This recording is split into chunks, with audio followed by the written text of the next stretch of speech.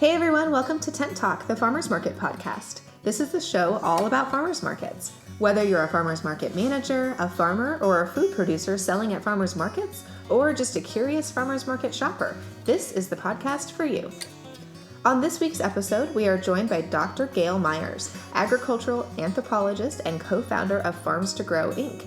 Over the last 15 years, Dr. Myers has been busy lecturing, researching, teaching, writing, and documenting stories of African American farmers, sharecroppers, and gardeners. In our interview, we chat about the inspiration for Farms to Grow, Inc., what it takes to run a community farmers market with a mission, and the importance of studying the history of food systems. Hi, I'm one of your hosts, Bridget Myers. I've spent years as an on-site farmers market manager, and I've done it all from pulling permits to social media marketing. I'm another one of your hosts, Justine Marzoni-Mead, farmers market vendor, hot sauce maker, and event facilitator for the Intense Conference. And I'm Kat Fields-White, Director of San Diego Markets, still an active farmers market manager, and founder of Intense Business. Welcome back to Tent Talk. This week we're joined by Dr. Gail Myers. In addition to holding a PhD in anthropology, Dr. Myers has a wealth of experience in grassroots organizing and coalition building through her work as co-founder of Farms to Grow, Inc., a nonprofit organization focused on assisting African American farmers and other underserved farmers to maintain and create sustainable farms. In partnership with Farms to Grow, Dr. Myers launched Freedom Farmers Markets in 2013. This community-led farmers market in West Oakland, California, specializes in legacy foods grown by African American farmers. In 2018, EcoFarm awarded Dr. Myers the Justy Award for her work advocating for social justice and sustainable agriculture. Her upcoming documentary multimedia project, Rhythms of the Land, is currently in post-production.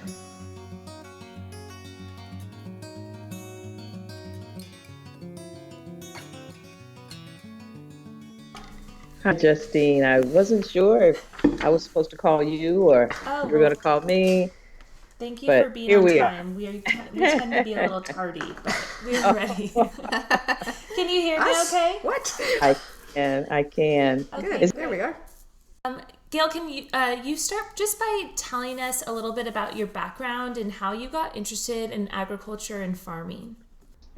It's almost, I often think it's so by chance. I grew up in Daytona Beach, Florida, and went to the beach every day. So growing up, I had no idea that I would be working in the food system or in the food world or with farmers.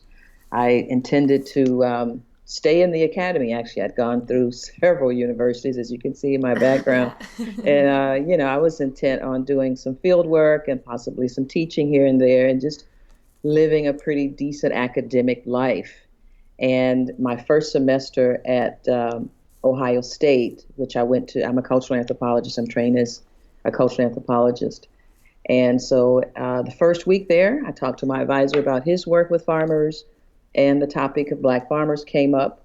I left the office because I didn't know anything. This was in 1997. And I thought, oh my goodness, I'm somewhat embarrassed, the only African-American person in the program. And I thought to myself, the next time that question comes up, I need to have a better answer than, I don't know. So left his office, went to the library, and it was in 97, in the beginning of the Pigford versus Glickman litigation, where class action suit, about 12,000 farmers sued the USDA for discrimination. And I was quite curious. And as I began to sort of cull the literature, which was very little, I couldn't find anything on Black farmers other than this litigation stuff. So initially I got involved just as a sort of concerned citizen, and certainly as an African-American, someone who was concerned about my farming history and the heritage of our people, and started interviewing farmers and historians. And a friend of mine had a sister that worked for the USDA. And I mentioned to her that I was going to Georgia to do my field work, which I had some friends there that had farmers in their family, and I would start there. And she said, "Why are you going to Georgia when we've got Black farmers here in Ohio?" And I said, "No way." So that led to an interview with a historian and eventually interviews with over 100 farmers. And then, it was very clear after began collecting all this data, and my heart just became so full of, compassion, impassioned, and just concern about what was happening to them. The stories I heard in the interview, it was clear to me that I would not be going to Ecuador. So 5 years later, ended up writing a dissertation on the sustainable farming practices and adaptations of African American farmers in Ohio. And the year before I graduated, I also, with co-sponsorship from Ohio State University, Central State, Glory Foods, Kenyon College, and a couple of other entities, organized a statewide conference for Black farmers called Black Farmers at the Crossroads. And it was really important to me that I do something for all this knowledge and learning that I was getting at Ohio State and its very pristine universities. It just didn't feel the right thing for me to do, the kind of person that I am, to graduate and go on with my life. So as time, upon graduation, and my colleagues were considering and interviewing for jobs at universities and archaeological institutes, they asked me, they said, "Gail, what are you going to do?" And I said, "I don't know, but I got farms to grow." And it just came off of my tongue because I saw, as I was traveling throughout the state for 3.5 years, working on my dissertation and just doing field work, that there was such a need. And it just felt like I don't even, how dare I learn about all the trials and the traumas that these people have dealt with and just go away with this data. So I went back to Georgia, which is where I got done my master's work, and thought, I'd get on with some entity there and start working and doing I didn't know what I was going to do, but just doing something. And I got back to Georgia in 2002 and started throwing around the term agroecology, which was the framework that I was looking at my work in sustainable ag, which is how I saw the African American farmers' practices fitting into the study, what I had been covered in Ohio State. And I dropped those two terms and no one understood. And we're like, well, what is agroecology? Oh, yeah, what's that other one, sustainable ag? We had heard about that. And I thought, oh, my goodness, it's going to be some hard work. I did some teaching at Morehouse College. And about 2 months into my teaching, a colleague of mine had moved to San Francisco. And she says, "Gail, I got this short-term assignment over the holidays. I need someone with your expertise. I'm pretty good with inventory and math." It was just a little side gig. And she said, "Come on, and I'll get your ticket, pay you well." So I went to San Francisco. So I started asking people, "Hey, do you know anything about agroecology and sustainable agriculture?" Guess what happened? I didn't have to explain the terms. So after that assignment, it felt so comfortable, like I was where I should be doing this work. Although it wasn't where many African American farmers were farming at the time. I, ended up in San Francisco initially and then moved to Oakland. And as soon as I got there, I started interviewing farmers through a short-term consult and found out that the farmers in California it was like I had saved the recordings of the interviews from the farmers in Ohio, and I did some pilot studies in Georgia. They were dealing with the same issues, not having access to market, being ignored, being disenfranchised, and really outright being intimidated and harassed and trying to farm. And so here I am now with all this information. And I remember a call with my co-founder, Gordon Reed. He's in Cincinnati, who I met as part of doing my research. And I said, "Gordon, this is it's really sad that the farmers are still dealing with the same thing I heard during my dissertation." He said, "Well, what are you going to do?" I said, what about that farms to grow thing?" So we started 2004. And again, it was like, I don't know what I'm going to do, but we got to do something. And so the foundation, that nonprofit, another thing I had no idea I'd be doing, working at a nonprofit. I've been, in colleges and universities, and very strict deadlines and timelines and benchmarks and those kinds of things, writing reports. And this work was really different in the field. And the first thing, how we ended up really getting involved in this farmers market management and development, was that I was asked to manage the Bayview Hunters Point Farmers Market in 2005. So I was hired by Pacific Coast Farmers Market Association They didn't have a black farmers market manager, and it was a predominantly black community, so they trained me. And I did that for 3 years as a manager. For the fourth year, our organization, Farms to Grow, actually took it over because Pacific Coast was no longer interested. And in the fifth year, I trained the other community, and in the fifth year, we basically provided technical assistance because it was very important for me. At that point, I had moved to Oakland. Initially, I was in San Francisco. That the knowledge of doing this stay in the community. So I insisted on the organization that was co-sponsoring. I need someone that lives in your neighborhood, lives in this community that I can train how to do this stuff. Yeah, that's And so I awesome. worked with this organization, trained a new manager, and throughout the course of that, this is really telling you, let me know if this is taking too long. The progression of our work, as I'm in Bayview Hunters Point, opening this farmers market, young kids were coming up when it was on a Saturday, coming to the market and pointing to the fruit. They say, "What's that?" I said, "That's a peach." So what's that? It's a plum.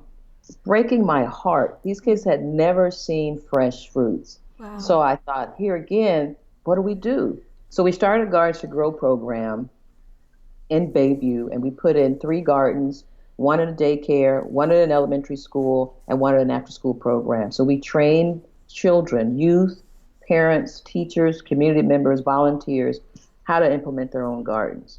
So we did the Gardens to Grow program out of just the sheer need of seeing community members not recognizing these fresh fruit, not having any familiarity with them. And then parents, as we brought the food to the market, parents not knowing what to do with it. So we did a cooking program, a nutrition program as part of that. And so for 5 years, we worked at the Charles Drew Elementary School, teaching third grade girls. And eventually the last 2 years, we worked with boys because they're like, how come the girls get to cook and we don't? Good. Teaching them for an hour on every Thursday, beginning in January, because that's what the time that they had a free period from 12 to 1 every Thursday. And the principal asked us. So most of the work that we've done, we've been invited to do. And so, yeah, and then, the rest somewhat is history. We began to work closely with other farmers as I got into the state and learned who they were and what their work was and what their needs were, more or less. And so eventually we started the Freedom Farmers Market in 2013, again, out of a need. There was a restaurant owner who had a restaurant called Brothers Kitchen, and he opened the restaurant. I met Ken in 2013, but in 2012, he opened the restaurant, and he said, on his menu, you'll see it, coming soon, Black Farmers Market. I didn't know him in 2012. So one of my mentors connected me with Ken in 2013, and he says, I understand that you connected with farmers, and at that time we had been really connected, taking volunteers out to farmers, and helping them write grants, agritourism programs. We had farmer lecture series where we're bringing farmers into the schools to talk to young people. And so it was the next step for us really in doing something concrete for these farmers and for the community. So we surveyed the community. We went to the African American Farms Association, Fresno, surveyed them, and they said, let's do it. Now, first of all, this work built on the Mo Better Foods Farmers Market that was in Oakland started I think in 98, 99, when I was still a student at Ohio State. The work of David Roach and other folks with the West Oakland Food Initiative. So they had that farmers market for some time near the West Oakland BART, and it had ended for a few years. And the main farmer, Mr. Will Scott, had been coming into Oakland. So we had a relationship with Oakland folks, had a relationship with him. So this was the next step. Mr. Scott and several farmers came to Oakland. They saw the location. And the reason we wanted to do it in West Oakland is because when you look at the rates of food apartheid and meaning where grocery stores are not because of the policies of city leaders. And you look at the disparities in health, disparities in crime, disparities in everything you want to know. They were in that community. And we wanted to put something that gave hope, that brought life and nourishment. And it was a familiar face, we had hoped, for the community members. So we started the farmers market. And another reason is that we had a farmer who had indicated to us that he was given an 18-month waiting list to get into one of the mainstream farmers markets. Wow. We thought that's crazy. So the Freedom Farmers Market was an answer to a lot of things. It was an answer for a community that was going without fresh food. The answer for some farmers that didn't have access to other farmers markets. So if we weren't getting a seat at the table, we just made our own table. So That's amazing. yeah. Did you end up with farmers coming over from other farmers markets and joining you? No, we did recruit because I have colleagues in the Richmond Farmers Market and a couple of other farmers markets. I was recruiting other vendors, like I recruited an Asian egg vendor and a Latinx strawberry vendor, and they came up for a couple of Saturdays. But because of the foot traffic that they didn't see, they weren't able to sustain. As a small farmer, there's a margin that you just got to keep. And if it doesn't happen, you've got costs, transportation. Yeah, that was one of our questions here is because our program is dedicated to making sure that farmers can make a living and keep farming because they're financially Yes. sustainable. A lot of times it's a challenge for them to go into a market that's in a smaller community or in a community That's that has right. less disposable income. So Yeah. did your farmers end up making money at the Freedom Farmers Market? Were they able They to made sustain themselves? They sustained themselves, and it certainly was without weeks of disappointment. But we also had weeks where there were large crowds. I think the difference in the farmers that we see in our market is that they're coming there. Yes, they're coming to make a profit, and they have to, but they're coming more to sort of answer a historical an exchange. It's an engagement piece that for many of these farmers that could take their produce at some other markets, they were more interested in really being a part of a community that was needing them, that needed what they had.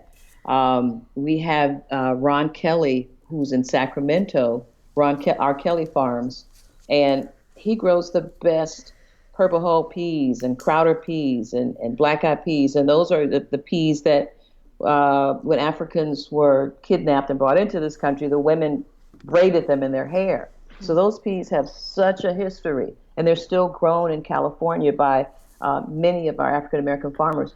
We know that if it wasn't for African American farmers growing that food, we wouldn't have access to it. Right. So they're coming to really answer a need for a lot of people that don't have, some do, but for a new generation that don't have a historical context. So these farmers are coming for a celebration of themselves. And yes, they definitely need to make a profit, and they do well enough to keep coming. Does it But give them any obviously- credibility too to get into larger markets that they've done your market for a certain period of time? Then can they go back and Yes. approach Berry Building or somewhere that has, maybe a larger audience that they can serve and make some money on one day and support history on another? Yes, and many of them have been involved. Most of them are involved in several markets. Kelly, he's in Sacramento. He's involved in several markets there. Mr. Scott, as in addition to being on site, is also a drop off for a couple of other markets. And there have been attempts, I think, at the Richmond Farmers Market. And but there's something to say. I don't know if you've been to our market. I haven't been to the Freedom Market. I've been to Richmond. It's a whole different vibration, if you will. And I think for people who are stewards of the land, and yes, they got to make a profit. And part of that is that Mr. Scott, for example, he's retired from another venture, so he gets another source of income. Many of the other farmers maybe work full time or work part time, Gotcha. and so they have other opportunities for revenue.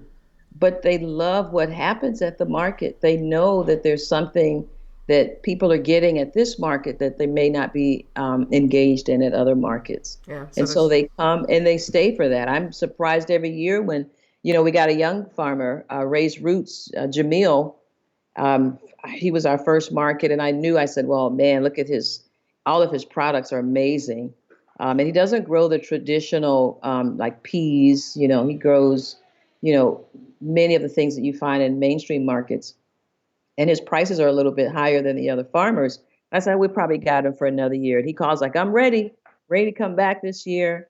And he keeps coming back.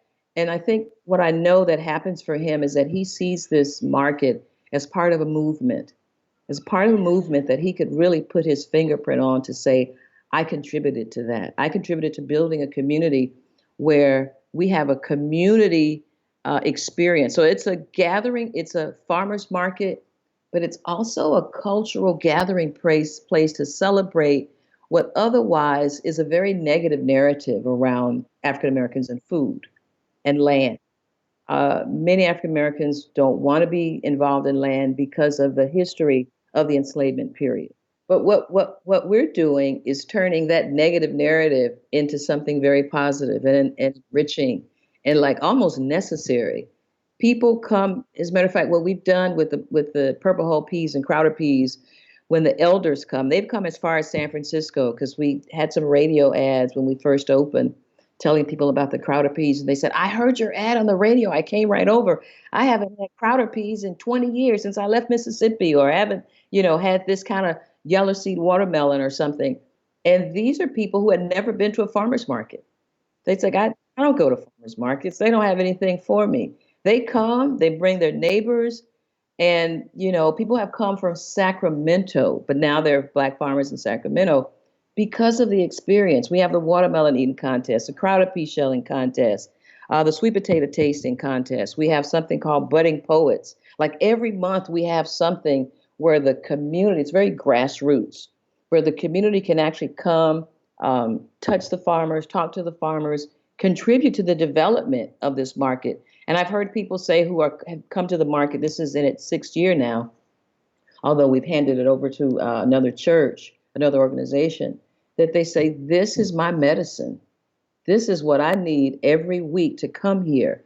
And we get burly, big Black guys that come and say, man, we need this in all of Oakland. He says, when they come through those doors and the gates, he says, I feel so safe here. So we are creating an experience. It's shopping for fresh food, but it's also shopping for a part of your cultural identity that is so missing in a community that is shamed because of a relationship with land or shamed for eating watermelon. I have folks who won't eat watermelon because of the negative stereotypes that have been associated with. But we will have a watermelon eating contest and reclaim that narrative. Right. So it's about reclaiming our history. And in doing so, for us, as an organization, our mission is to grow farmers. So, if we can get 1% of the folks that come to say, I want to be a farmer, and that's what we've been doing. We've been getting young guys to come and they'll just sit next to Mr. Scott, who's our elder farmer, and they go, I want to farm, and they ask him questions he would otherwise not be accessible, or they would otherwise not feel comfortable possibly going to other farmers markets to even engage him. Mm-hmm. So we're creating a safe space, a cultural space, and a place for memory. We get the women who come in and they go, inevitably they'll exchange a recipe about how you cooking your peas, or how you cooking your okra, how you cooking your greens. Mm-hmm. It takes them back to a place in their childhood. It takes them back to a very positive memory. It feels like most of them are speaking of things that are a very positive expression of who they are, that sometimes get lost. When you move around in a big world and it's all about money and it's all about, just going to the grocery store and get something that you're not connected to. We're creating an experience where people can connect to the food and possibly connect back to the land. So, when we opened the market, it was really all about finding a place for Black farmers to sell their food and finding a place for community, lower wealth communities to access foods that were familiar to them, because you can have a farmer's market and you can have food that they like, but when you have food that's culturally accessible, that's cultural access to food. Right. And that doesn't always happen in other markets. So we were creating this space, and we had no idea that it would be transformative for so many people in the community. And yes, I'll stop there. Dr. Gail, do you see a big enough population of farmers, African-American farmers, and also a big enough, I think there's a big audience. Yes, do you see the possibility of expanding this when the band comes in and says this should be all over Oakland? Do you see getting into other parts of Oakland, other parts of the state and the country? We don't see a large population of African-American farmers that are equipped to farm. We have a farmers market training program for to see this program got off the ground in 2015 where we've trained 40 farmers throughout the state of California from Fresno to Sacramento to Oakland to be ready to sell in a farmers market. And inevitably they've come because they have land, but they're working full time, waiting for retirement, got to make changes on the barn or changes on the house. They don't have a truck. They don't have the wherewithal to get up every Saturday and come to our farmers market. We don't see, except for in the urban communities, growing new farmers. So yeah, we don't see more Black farmers coming on board. We are working with our current farmers, which we have six that we work with pretty much full time all the time. There are three others that have been loosely connected. They've come a couple times. They weren't able to pay a laborer. They have issues on their farm. And so for Black farmers, the just life daily issues of land tenure, making sure that their land is secure, making sure that they have everything that they need to grow. Those things aren't in place, like, for other farmers. And so, the projection about growing new farmers, we're just really hoping to and working to sustain the farmers that we have. Yeah, and that's a challenge for all farm Yeah, populations, actually. But yes, absolutely. do you see this kind of program back in Ohio, where there's a lot of farmers? Are you seeing farmers markets centered on the African American community in other parts of the country? There's a farmers market in the Georgia area, and there's some smaller one in North Carolina. But many of these markets are part of other sort of larger markets. Some of them may be monthly. And we really stepped out on we initially we wanted to be a year round, but we had to, roll that back and become seasonal. So our market went from June, July to November. Because the year that we thought we'd go year round, we thought after Thanksgiving folks would come. The folks stopped coming after Thanksgiving, and the farmers had less produce. So we said it's going to be best for the farmers. Really, we made the decision that best for the farmers to be seasonal. But I think there's a lot more demand than there is supply of farmers and their food. And so, we love to figure out how to grow more farmers by giving and assisting them in getting all the infrastructure needs that they have to be able to come to our market. But so what we do with the six farmers that we work with primarily is, in addition to the farmers market. So during the off season, we're working on getting their product into restaurants and schools and other catering opportunities so that they have a year-round market, and that way they can continue to sustain themselves.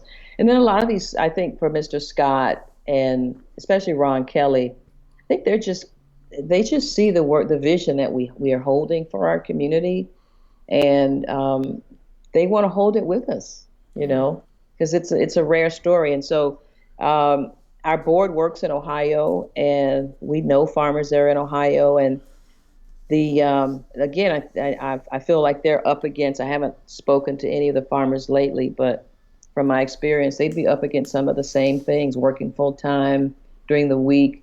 They don't necessarily have Friday evening or Saturday morning to just come to the market, and but we're working on very creative ways to get them into markets, like hiring young people or adults to actually sell the produce for them. They will harvest it with their labor, and then we'll provide the transportation to get their stuff here to the market, because we've got to be very creative around helping them sustain themselves. So the traditional, the family gets together on Thursday or Friday. If you have a market on Friday, or, if you have one on Saturday, Friday night, to get the produce ready, put it in the cooler, pack the truck, get ready.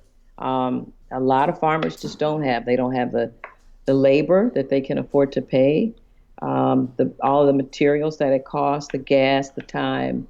It's a commitment to do this seasonal. And we've worked with farmers, several Asian farmers throughout California that we've invited, a couple of other Latinx farmers that we've invited, and they want to hold the vision for us too. But they're like, it's not a market that that I can sustain. Right. And so we understand that, and it's a challenge. I think the vision that we have and the work that we're doing with the Freedom Farmers Market is notable. It's noble, and we would love to have hundreds of people to come to that market every week. But we know that it's a rare gem. It's a community-based market. It's a grassroots effort, and a lot of good happens for people that come to the market, and a lot of hope. We have, some other vendors that sell jelly and. Hey, I do jelly. So we give a lot of other folks entrepreneur ideas, and we work with a lot of young people. And at one time we had the Juice Girls. They're all in college now, but when 5 years ago they were in high school and middle school, they were doing juice. And young people would come in the market, and one young girl came up, she says, I've got this idea, so if I can get it done, can I sell my stuff here? And I said, absolutely. So it's great work, and ideally we'd be selling out every week. But the reality is that for us, we feel like there's a lot of education that we still have to bring to people in our community about on the shopper side. Yeah, on the shopper side, like, you got to be here. This is your food. We're still getting some people to sort of, drop that negative image of, that relationship with land. And believe it or not, a lot of people don't really care about eating fresh food, or if it's, preservative free, or we can't label it organic, but if it's grown without pesticides and just grown with a lot of love. So a lot of the work that we do is educating the shoppers. It seems like it's such an unusual program that you could almost, if you marketed it right, build it into a destination kind of market, which would bring people from all over to shop, which would increase the shopper count for the farmers. But do you worry then that your local community will be intimidated by being all of a sudden a tourist attraction of sorts, that if people were coming from outside, does that make them uncomfortable? Believe it or not, we're already that. Okay. People come. As a matter of fact, 2 years ago, the woman who was the winner of the watermelon contest was a European American woman, and she went online searching for contests, and she says, I saw you all were having a watermelon contest, and I came. People have come to us from Texas. Yeah. They shop for Black Farmers Market, and they say, hey, I saw you on the web. People have come from Scotland. I can't remember if it was Britain. People, they do searches and they come and say, we just wanted to see. Yeah. So I can see it being a real attraction. We're very thrilled that people are very excited about knowing that Black farmers are there. We get a lot of people that ask, why are the prices so inexpensive? The farmers, especially Mr. Scott, who I've always said, Mr. Scott, you got to go up on your greens now. You ought to go up on your okra. But he keeps it pretty much competitive. Ron Kelly, they price their okra pretty much the same, because people, many people are used to paying so much more for fresh food. And when they see, 2 bunches of greens for $3.75 or $2.25 a bunch for fresh out of the ground collard greens, they're surprised that this farmer is underselling himself. And so they'll ask. I've heard Mr. Scott respond. He says, I understand that you may be able to pay that, but a lot of my people that come here can't pay that. Mm-hmm. So it's that community concern and accountability almost. Now Mr. Scott again is the one that is retired, so he's got a little cushion. Mm-hmm. Jamil, on the other hand, has to price his stuff with the market. He sells it. Sometimes I'm surprised he had something for $3.50 a pound, $4 a pound. And I thought, okay, go for it, guy, and he sells out. Good for him. His food is just delicious. You smell it as soon as you enter the market. And so there are those concerns that, in many ways people don't understand what we're doing. I've had folks, Black folks even, to say, well, why are you all over here? Why don't you go up to the market over there under the bridge? Or why are you over here? We have to explain that this is an experience that you won't get under the bridge. Right.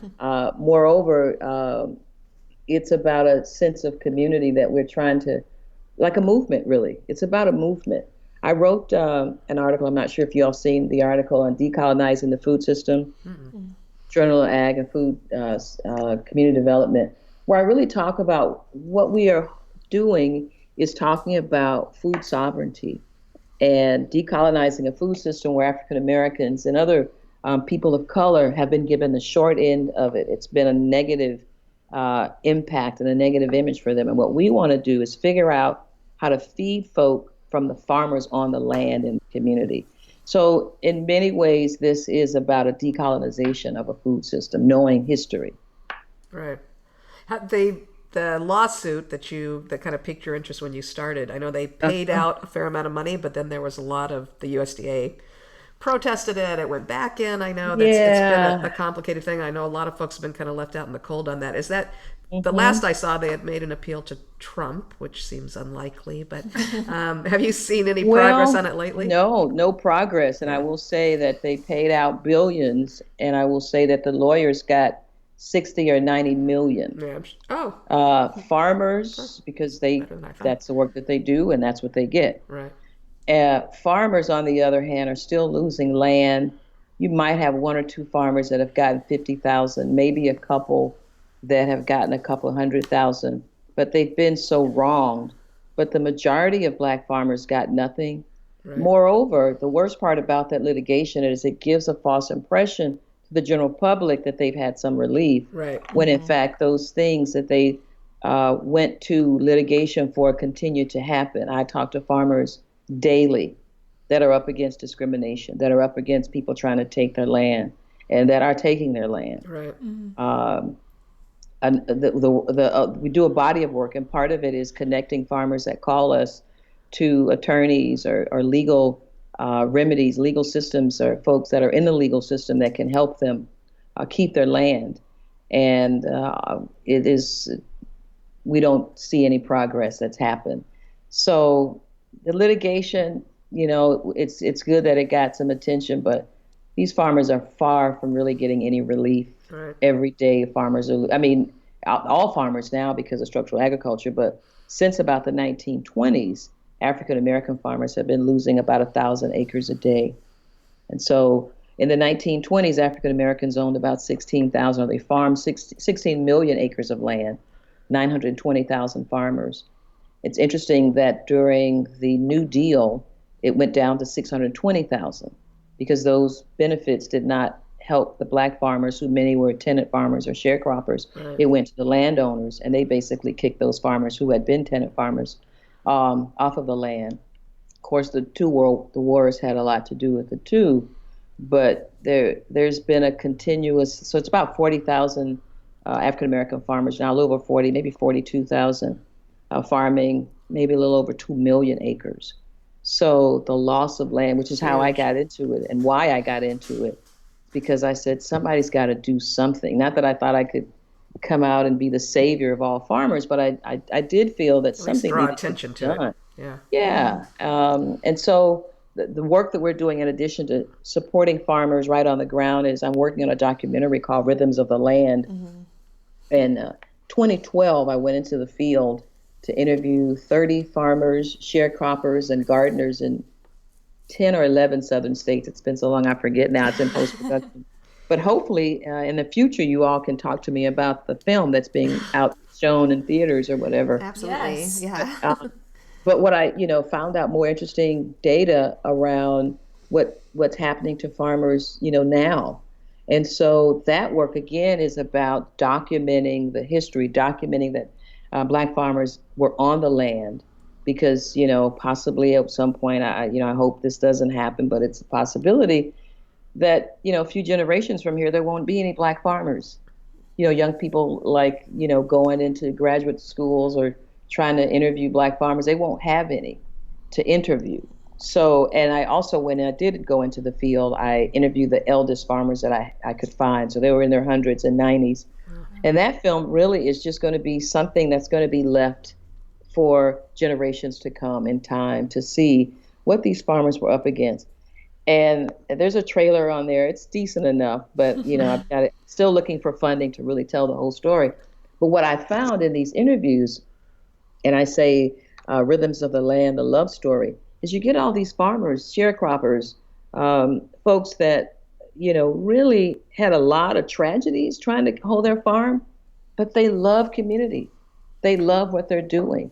And so when I would come in from the interviews and I sort of would, synthesize everything, and I said, this is a love story. It's a story about people who have probably lost. Some of them, I've heard stories about grandpa went into the barn with a shotgun and never came out. I mean, these are stories of people who, 50 years before 1920 were enslaved, didn't have their own freedom. 50 years later, they had accumulated 16 million acres, 920,000 of them.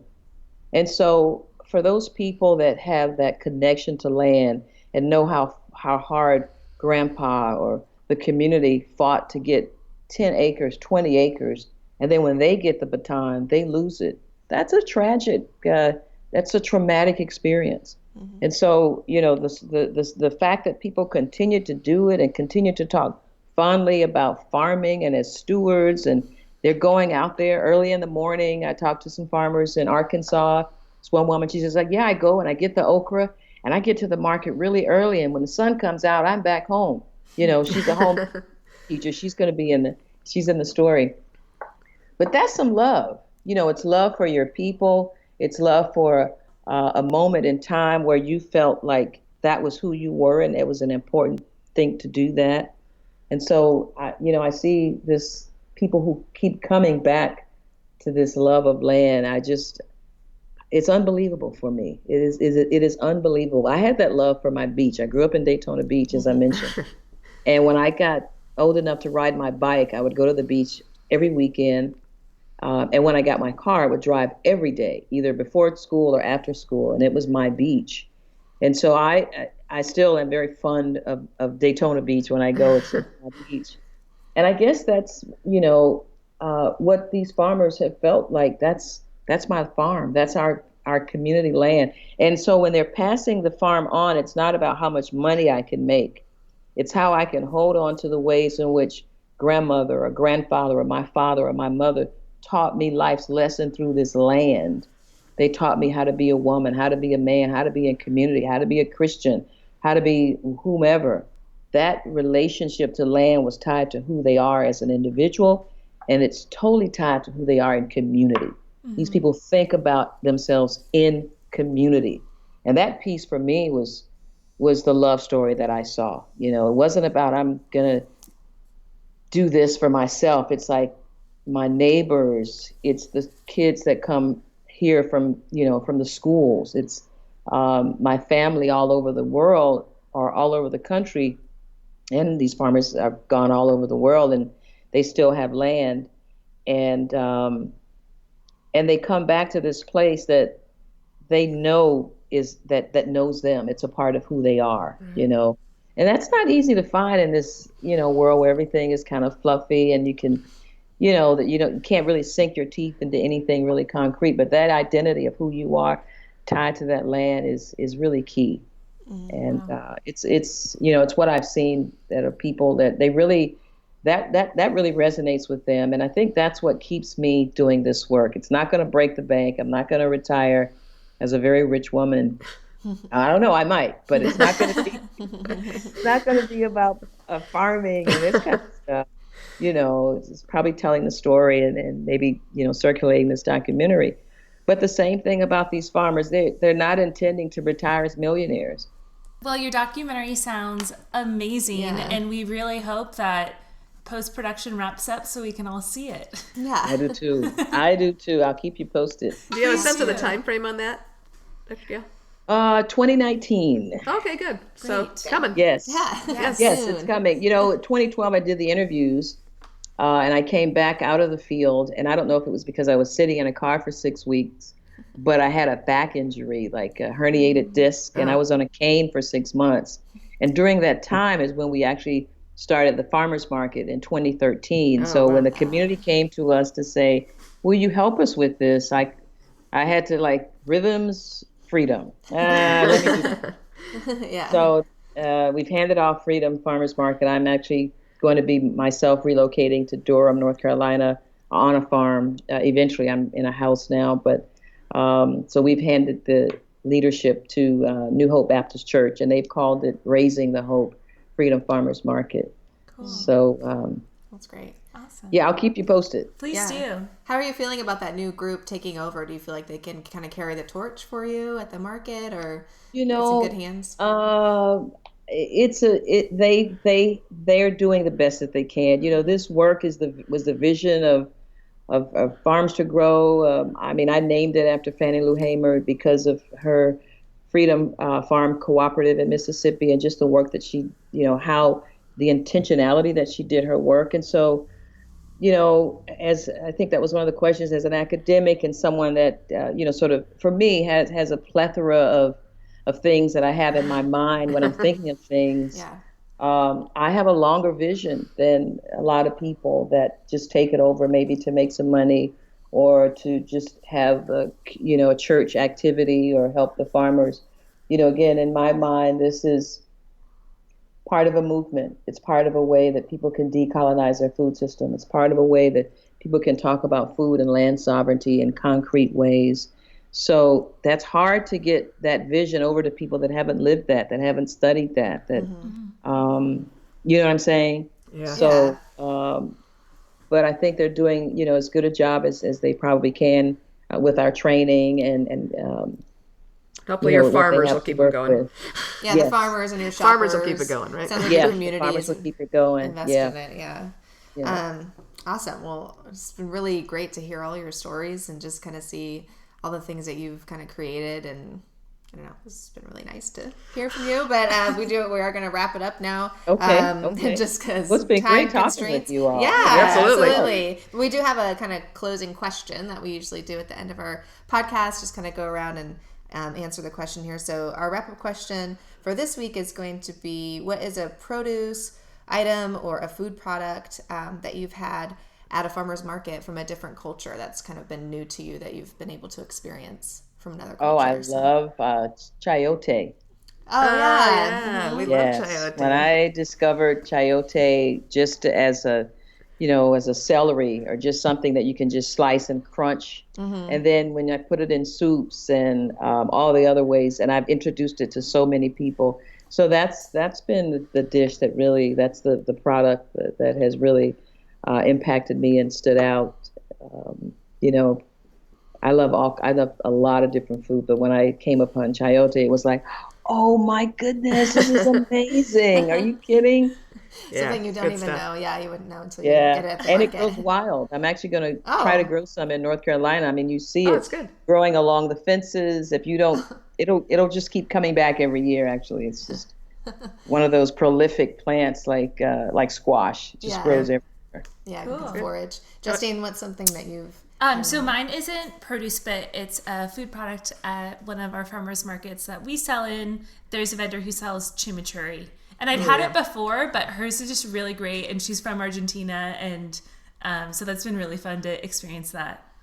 Yeah, awesome. Kat, what do you... So many hot sauces. So many things, what you do, the chimichurri, Candrid's piri-piri sauce is amazing. Yeah. But what's been sort of a revelation, because the first 2 times I tried it, I just didn't get it, was bitter melon from Vang's Farm. Yeah. So that was an acquired taste, but once you learn to stew it and put it in things, that it's a cool vegetable. Yeah. I think a lot of people aren't used to that, and they don't quite get, they don't know what to do. So it's nice when they get that.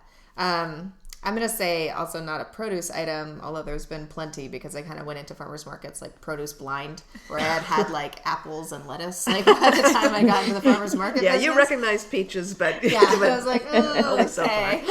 So that was a lot of, everything seemed new and like a different culture to me. But definitely the Indian food that we have at our markets here in San Diego, I was really hesitant to ever even try it. I'm kind of like a nervous, I eat the same thing like every day.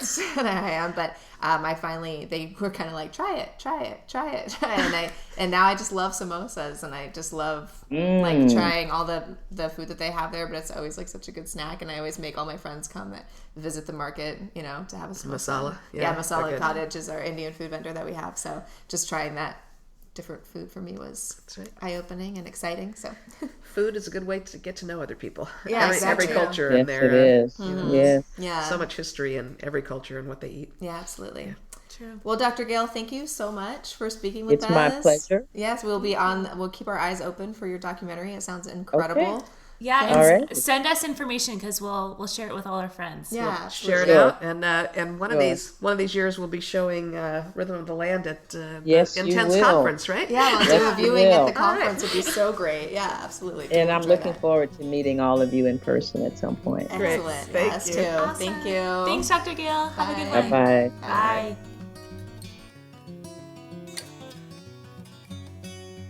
Hey, thanks for listening along. Please leave us a review on iTunes and tell us how you liked today's episode. Be sure to subscribe to our podcast so you don't miss our next one. And if you want more farmers market tips, you can subscribe to our weekly newsletter at intensebusiness.com and follow us on Instagram at intensebusiness. That's INTENTS business. The 2019 Intense Conference will be held in San Diego February 24th through the 26th. Register today. This podcast is produced by Intense Business, where passion meets profit. Today's episode was recorded and edited by Justine Marzoni Mead. Original music by David Mead. Special thanks to our guest, Dr. Gail Myers, and San Diego Markets.